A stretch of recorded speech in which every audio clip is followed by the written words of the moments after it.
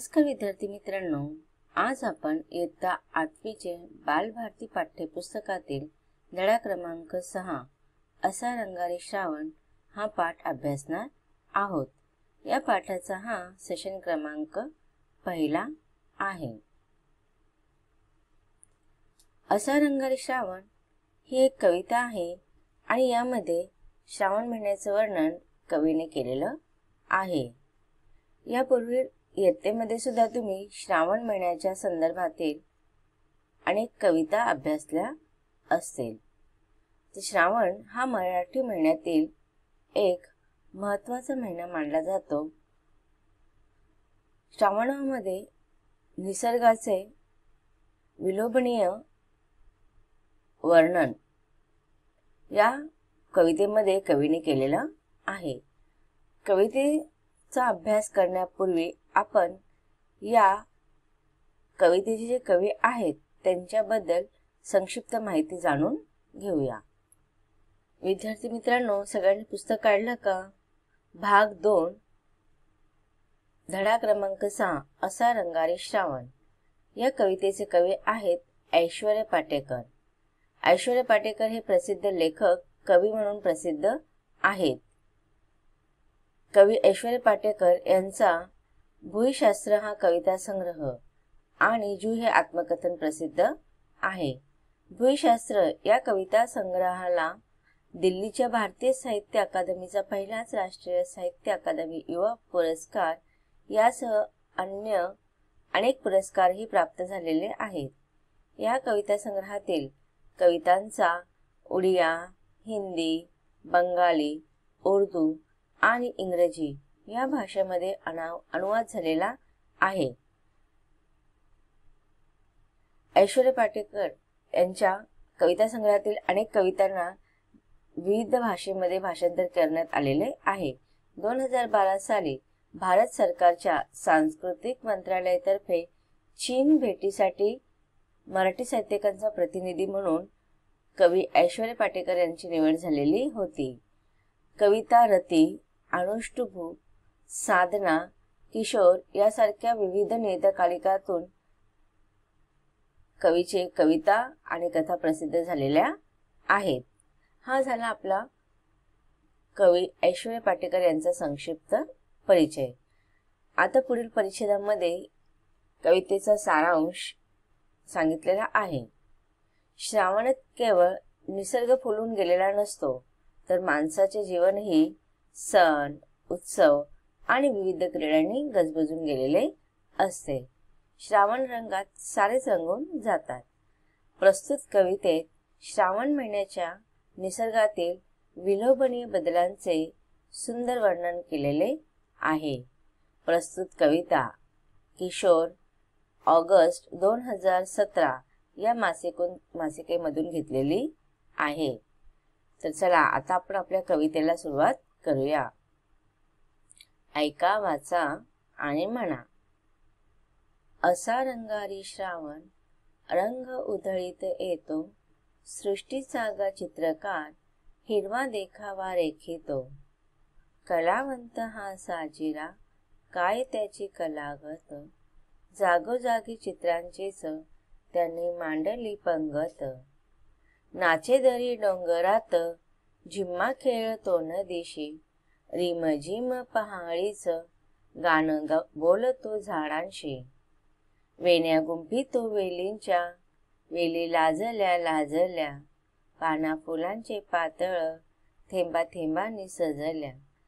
झुले पोरींना झुलाया, असे टांगतो झाडाया, देतो झुलता झुलता लय पोरींच्या गाण्याला।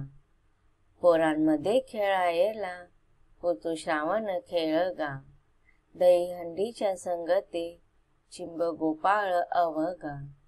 पावसाचं घर कस लख उन्हात बांधतो, खोडी काढून खट्याळ झाडा आड तो लपतो। इंद्रधनुष्याचा बांध असा नभाला घालतो, रंगी बेरंगी फुलांची नक्षी रानात गोंधतो। असा रंगारी श्रावण रंग उधळीत येतो, हिरव्या सृष्टीच्या मळ्यात खोपा करून राहतो. बघा, इथे कवितेचं आपण जेव्हा वाचन करतो तेव्हा आपण कवितेच्या प्रत्येक ओळीमध्ये श्रावण महिन्याची एक विशेषता आपल्याला पाहायला मिळते. श्रावण महिन्यातील निसर्गातील विलोभनीय मनोहारी वर्णन करीत असताना कवी ऐश्वर्य पाटेकर म्हणतात की असा रंगारी श्रावण रंग उधळीत येतो, सृष्टी जागा चित्रकार हिरवा देखावा रेखितो.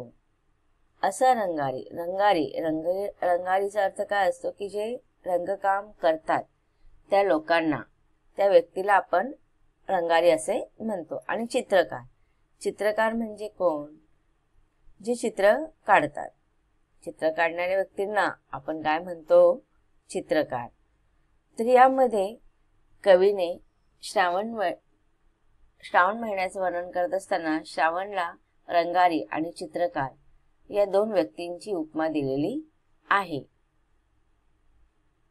आता जर आपण कवितेचे वाचन केले तेव्हा आपल्याला कळालं की कवितेच्या प्रत्येक ओळीच्या पाठी यमक जुळत आहेत की नाही. उपमा अलंकाराचा प्रयोग केलेला गेलेला आहे. विशिष्ट प्रकारचे यमक जुळले जातात, जसं येतो, रेखितो, कलागत, पंगत, नदीशी, झाडांशी, लाजल्या, सजल्या, गाण्याला, झाडाला. तर एक विशिष्ट प्रकारची लय आपल्याला इथे पाहायला मिळते. उपमा किंवा यमक अलंकार आपण इथे म्हणू शकतो. असा रंगारी श्रावण रंग उधळीत येतो, सृष्टी जागा चित्रकार हिरवा देखावा रेखितो.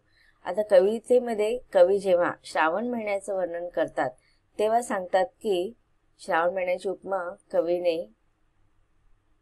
रंगारी आणि चित्रकार या व्यक्तींशी केलेली आहे. चित्रकार काय करतो की विविध चित्र काढतो की नाही, चित्र रेखाटण्याचं काम करत असतो. आणि रंगारी काय करतो की रंग भरण्याचं काम करत असतो किंवा रंग देण्याचं काम करत असतो. आता जर आपल्याकडे काही सण उत्सव किंवा काही प्रसंग असेल तर आपण घराला रंग करतो, तेव्हा ते रंगारी व्यक्ती करत असतो. आपण रंगारीला बोलवतो रंग देण्यासाठी.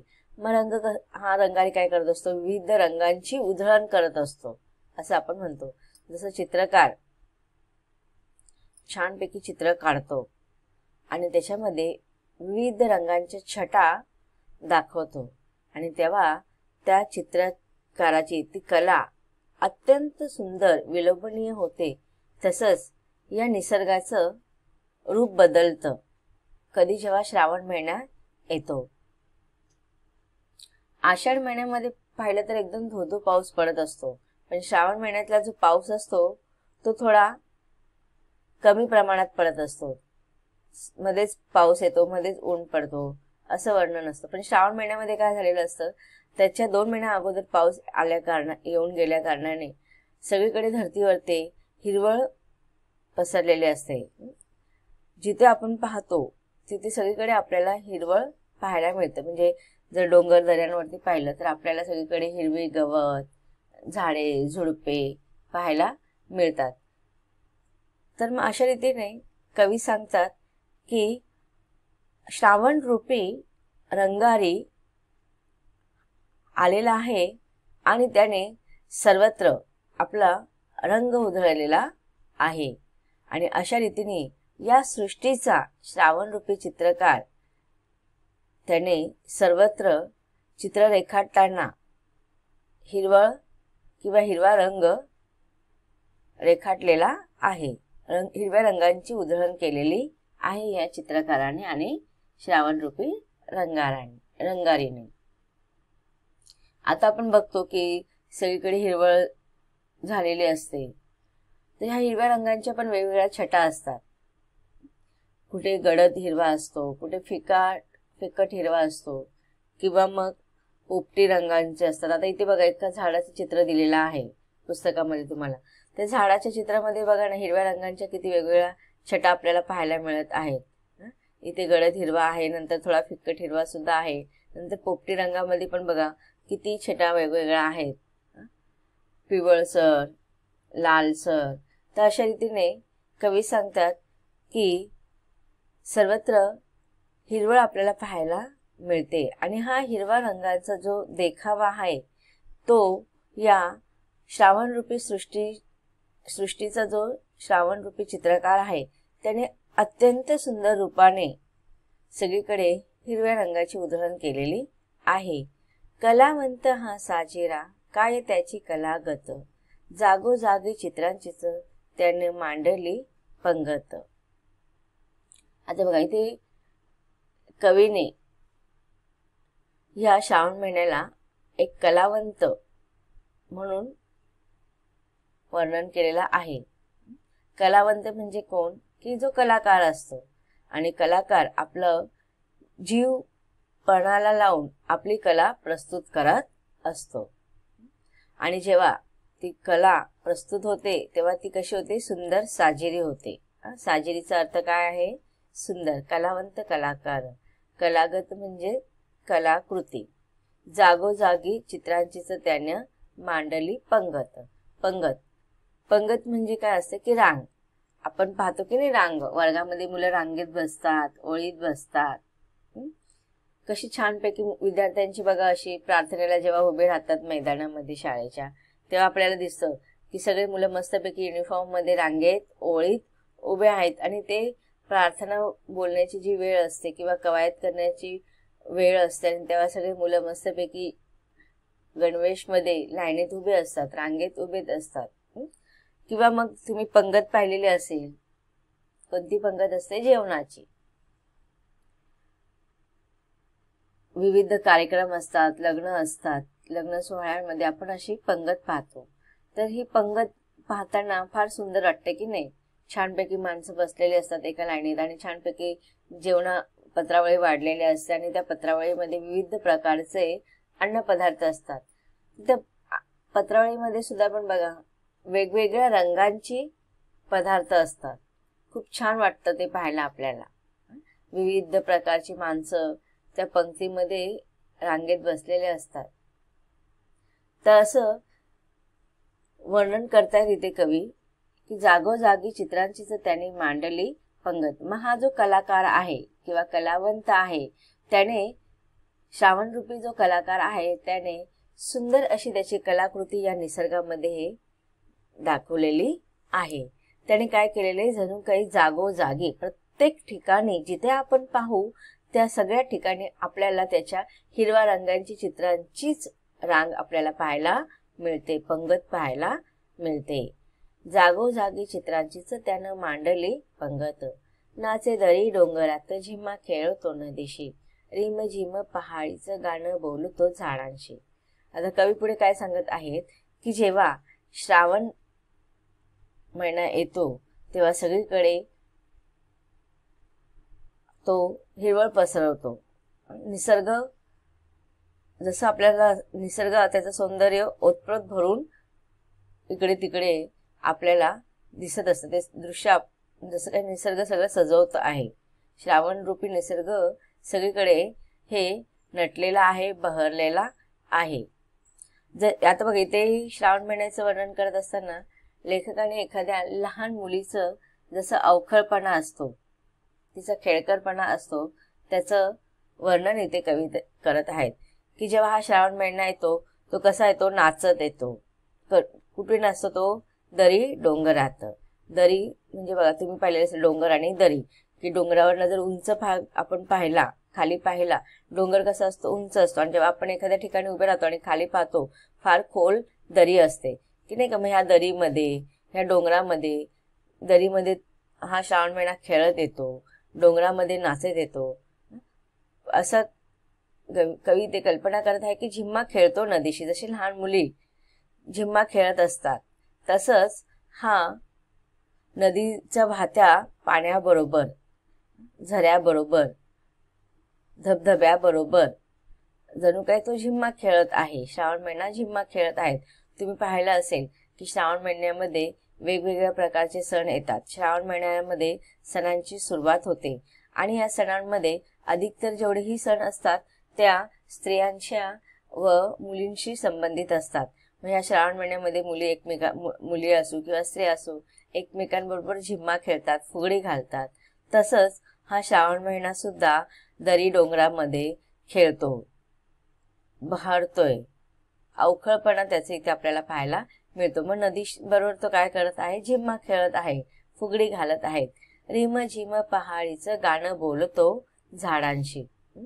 की बघा, पावसाचे जे थेंब असतात, सरी असतात, त्या जणू काही असं वाटतं आहे की रिमझिम करत ह्या झाडांशी गाणं बोलत आहेत. आता मुली पण बघा, जेव्हा झिम्मा खेळत असतात, फुगडी खेळत असतात, तर ते फक्त नुसत्या झिम्मा आणि फुगडी खेळत नसतात, तर ते खेळता खेळता आहेत ना गाणी सुद्धा बोलत असतात.